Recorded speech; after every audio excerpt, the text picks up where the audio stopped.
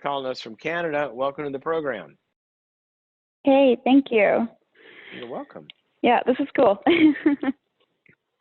Well, it's only cool because you're cool, right? So thank you for calling. Tell me how I can help you. So I believe yesterday, it's more of a follow-up to a question that had been brought up yesterday.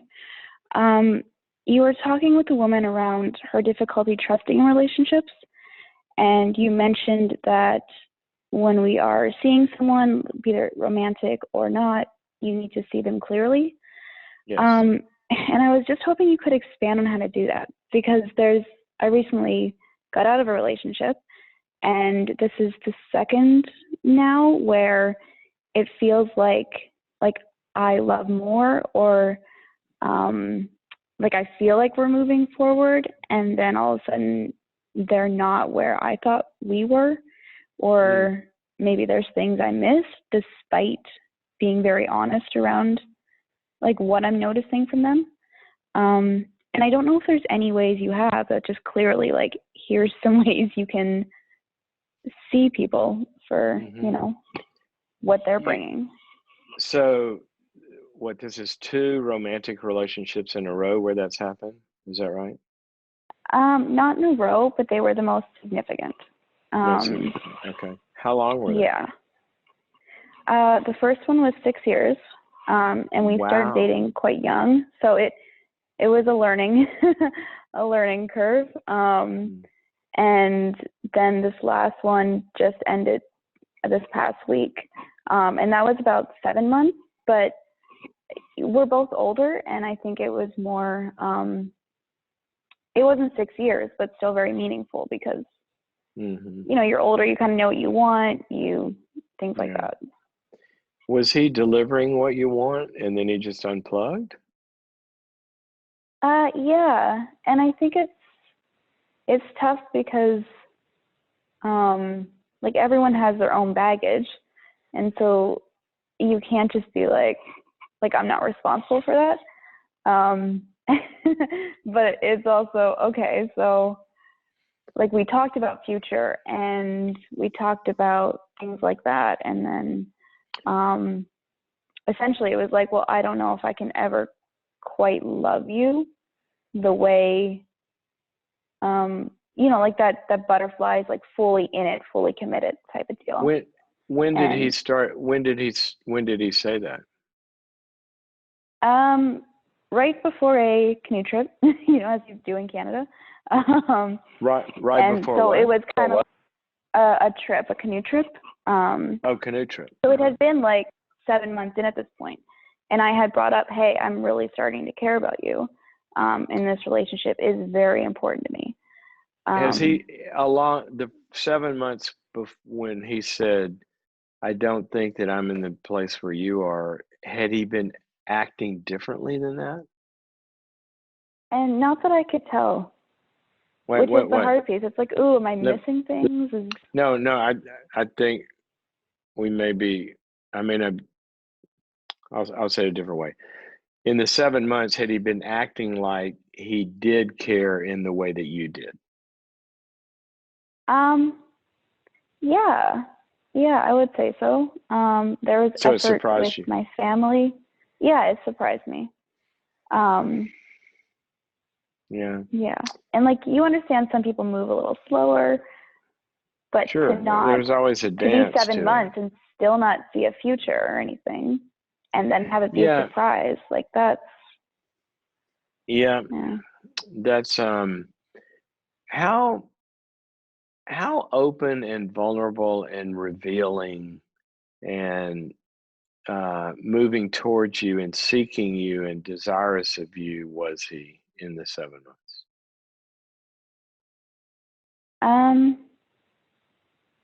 I feel like it was healthy and like signs there. I mean, there was a lot of, like, we talked about love languages, and he was very present with, things that like I feel loved by. There was, making an effort to get to know my family, showing interest in hobbies, it doesn't sound I mean, the way you describe it, it doesn't sound like he was duplicitous. Like sometimes No. you hear these scenarios and they're the charmer, and they're doing all this stuff, but there's this part of them that's not in the relationship at all. And Mhm. kind of like, and then, it's kind of like a classic player, right? That has one of these right after the Mhm. other. And you're dealing with a sociopath sort of, right? But he sounds Yeah. more like the way you're describing it, he sounds more like he made a real good faith kind of kind of call it effort, investment Mhm. in this relationship, and it got to a place where he realized, my hunch is also that he probably was realizing this a little earlier than he was saying it, but he liked you so much he was continuing to go forward thinking maybe it would all catch up, would be my Mhm. guess. And it Yeah, you didn't. got it right. Yeah. Yeah. And so I don't think, based on the little that you've said, I don't think you got duped here. I think No, what and it doesn't probably, feel that. Yeah. yeah, it doesn't, and it doesn't feel that way when I talk to you either. Like your sense of Mhm. honesty and presence and all that. I think what might have gone on would be that the conversation that you had, it sounds like, was late given the depth that y'all were going for so quickly in the 7 months. In other words, I'm not saying quickly. Yeah, what am I trying to say? You had a conversation in 7 months that the depth you were talking about that was happening all along, that conversation probably should have happened sooner. Hmm. Because when Yeah. you're meeting family and getting all this involved, it's sort of like that would be a time where kind of early on where you just say, I don't want to send out a meme that says this is the DTR conversation. We're going to define the Mhm. relationship. But I don't want to sound weird here, Joey, but we're spending a lot of time together. And now you met my family, and I'm kind of finding, I'm finding myself getting invested here, and I need to know, am I by myself? Where are you? Mhm. So if I were going that Yeah. deep, if I were going that deep, I'd make sure the conversation was matching the depth. That's what that'd probably be the way I would look at it. But this is Okay. but take what you learned, take what you liked about him, take what you say, gosh, I want to find that in a relationship. That was really good. Take the learning from it and you know, get back out there. Hmm. That's encouraging. Thank you. Yeah. It gets tiring and Somebody's you're like, okay, what's yeah. somebody's Yeah. going to be very, very lucky when they find you. You just might want to have the conversation a little earlier to find out kind of where you stand. And honestly, sometimes people don't really know and they feel like, well, let's give it a little more time because I like you and I don't want to break Mhm. up, but I can't. Yeah. And that's kind of one of the side effects of dating, you know. But it's better than the Mhm. alternative. I mean, we could arrange one for you. You don't want to do I'll try it on my own for a bit more. Yeah, try it on your own. Let's see. Call me back. Call me back, but this time in about month 2, okay? Okay.